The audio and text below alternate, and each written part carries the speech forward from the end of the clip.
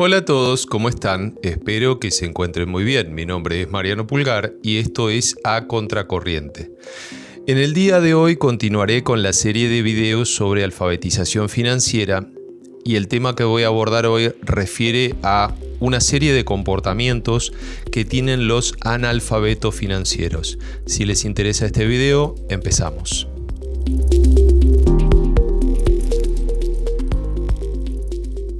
Me lo merezco, pero no puedo pagarlo.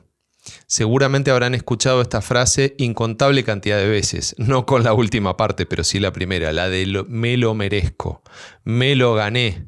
¿Para qué trabajo? ¿Para qué trabajo como un burro? ¿Para qué trabajo todo el mes? ¿Para qué me esfuerzo si eso no me permite irme de vacaciones 15 días, irme a cenar una vez por mes, comprarme la ropa de moda o comprarme unas zapatillas de marca o comprarme esto o comprarme aquello o hacer determinado gasto? Este tipo de comportamientos es hiper común en la gente analfabeta financiera que permanentemente se está excusando en la idea de que gracias a que trabaja se merece una determinada cantidad de bienes o un determinado tipo de consumo.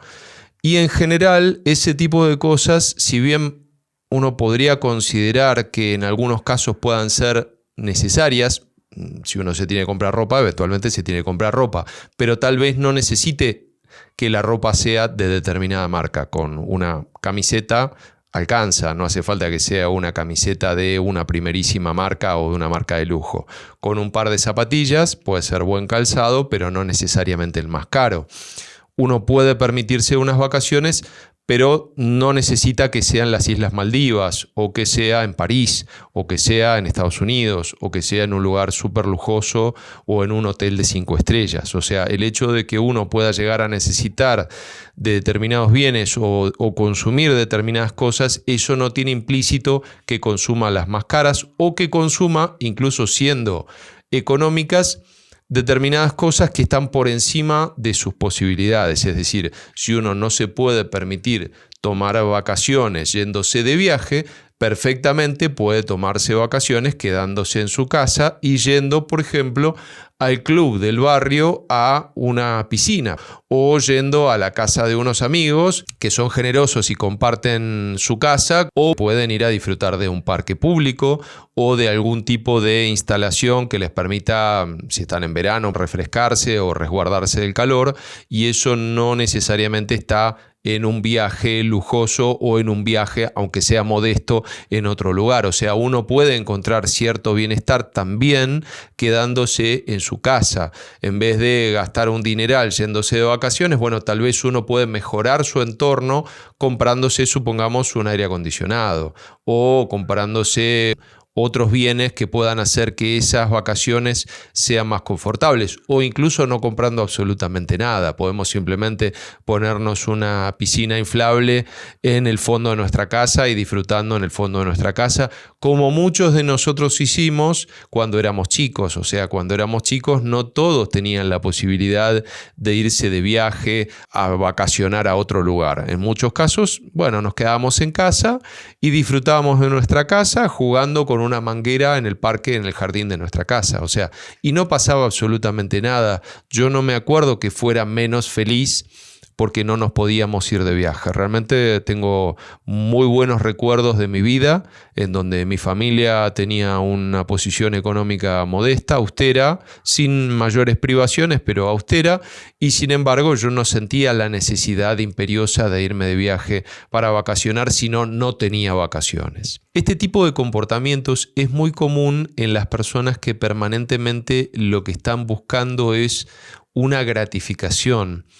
Hace muchos años hicieron un experimento que se conoce como el experimento de los malvaviscos, que se puede hacer indistintamente con cualquier tipo de dulce. Normalmente puede ser un malvavisco o una rosquilla o una dona, según como le llame cada uno, en donde ponen dentro de una habitación, de una sala, de un cuarto, con una cámara Gesell, es decir, detrás de un cristal hay un grupo de de terapeutas, de psicólogos que están registrando estos comportamientos y a su vez están filmando a 2 niños que están dentro de esa sala y a cada uno le ponen frente a sí un plato con un dulce. Como decía, vamos a suponer que es una rosquilla llena de un glaseado arriba con unas chispitas de chocolate o unos confites muy, muy deliciosos.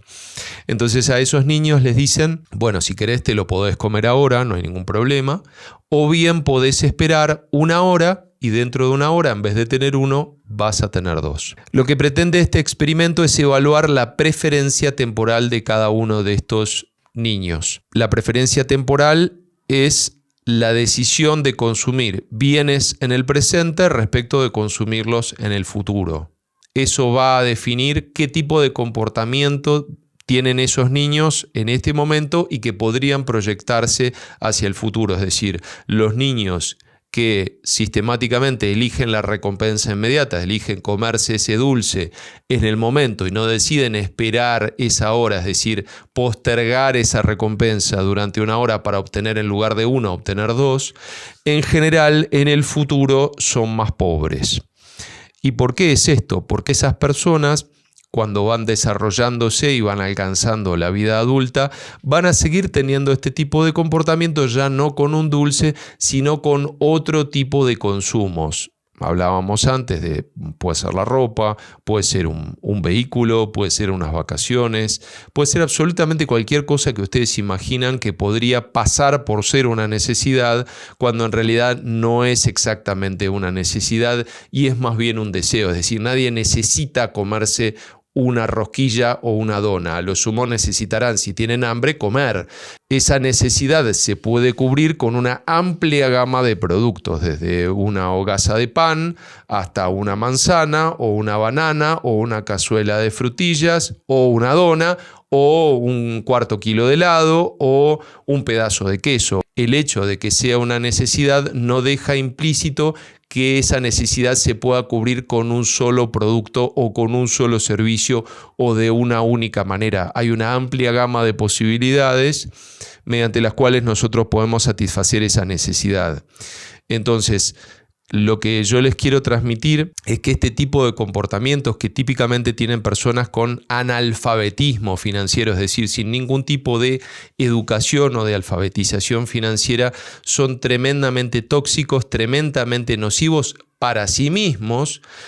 Vamos a decir que también pueden ser un poco tóxicos para los demás, porque esta gente suele ser un manto de lágrimas. Permanentemente se están quejando de su situación económica, permanentemente dicen que no les alcanza el dinero, permanentemente dicen que la vida es muy difícil, que se sienten apesadumbrados, que están agotados, que nunca tienen tiempo para nada, que la vida es una porquería. No relacionan causa y efecto, es decir, no relacionan que ellos mismos son los que están generando la miseria de la cual después se quejan. Es decir, gastan permanentemente por encima de sus posibilidades, toman compromisos que no deberían tomar, se endeudan tomando deuda tóxica con altas tasas de interés y después, obviamente, cada vez que llega el cheque con su salario o que les depositan el dinero en su cuenta bancaria con su salario, se les escurre entre los dedos en las primeras horas y eventualmente después tienen que seguirse endeudando, ya no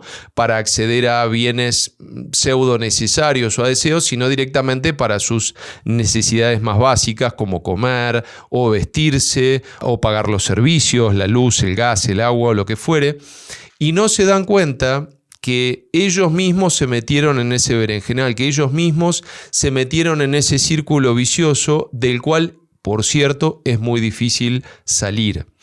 Están todo el tiempo quemados, son personas que se están quejando permanentemente y que normalmente ponen la responsabilidad de su miseria afuera, en la inflación, en los políticos, en que ganan poco dinero, como si ganar poco dinero no fuera también de alguna manera su responsabilidad, o porque antes no estudiaron o no se prepararon o estudiaron un montón, pero esa carrera no coincide con las necesidades del mercado en el cual se desarrollan. Por lo tanto, si bien pueden ser eruditos en su área o en su materia o en su especialidad, el mercado no los demanda, por lo cual difícilmente puedan tener buenos salarios y terminan normalmente trabajando en algo que no tiene nada que ver con aquello por lo cual estudiaron, y estamos asumiendo que estudiaron, que en muchos casos no es así. Y este tipo de comportamientos se retroalimenta con comportamientos cada vez más tóxicos, en donde en vez de programarse para cortar con ese círculo vicioso, se programan para continuarlo, es decir, se programan nuevos gastos,